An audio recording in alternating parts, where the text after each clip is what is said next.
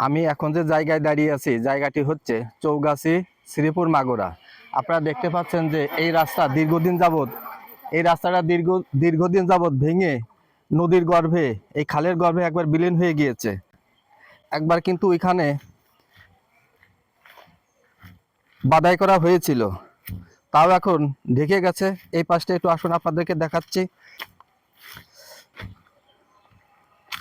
আমি আমি যে জায়গায় দাঁড়িয়ে আছি দেখতে পাচ্ছেন যে রাস্তা থেকে অনেক নিচু। এই জায়গা কিন্তু বাধাই করা হয়েছিল, যে ইট দিয়ে বাধাই করা হয়েছিল সেই ইট কিন্তু ভেঙে একেবারে এই খালের ভিতর ঢুকে গিয়েছে, অর্থাৎ খালের ভিতর প্রবেশ করেছে। আসুন আপনাদেরকে একটু উপরে গিয়ে দেখাই। দেখতে পাচ্ছেন যে এখন কিন্তু বোঝার কোনো উপায় নেই যে রাস্তা ভাঙ্গা। এত পরিমাণে ঘাস লাগানো হয়েছে, অন্যান্য গাছপালা লাগানো হয়েছে, কিছু কিছু গাছ এমনিতেই হয়েছে, অটোমেটিক হয়েছে, আর এই সমস্ত ঘাস লাগানো হয়েছে। এই পাশটা একটু আপনারা দেখুন। বৃষ্টি হলে কিন্তু, আমি যে জায়গায় দাঁড়িয়ে আছি, বৃষ্টি হলে কিন্তু এখানে পর্যাপ্ত পরিমাণে পানি জমে। এখানে পর্যাপ্ত পরিমাণে পানি জমে। এই জায়গার পানি বের করতে হলে এই জায়গায় একটা এই এই এই জায়গায় একটা কালভার্টের প্রয়োজন হবে। এই জায়গায় কালভার্ট দিয়ে যদি এই জায়গার পানি যদি বের করা না হয়, তাহলে কিন্তু এই রাস্তা কোনোদিনও টেকবে না। এই রাস্তা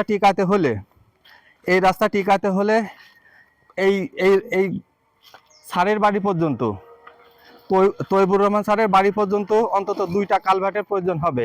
এইখানে একটা কালভার্ট এবং সামনে আর ওই ব্রিজের কাছে গিয়ে আরো একটা কালভার্ট।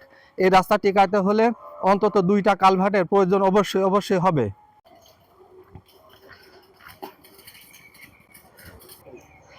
এই দেখুন, এই রাস্তা কিন্তু থাকবে ওই পাশ দিয়ে, সেই রাস্তা ভেঙে কিন্তু একেবারে খালের ভিতর চলে গিয়েছে।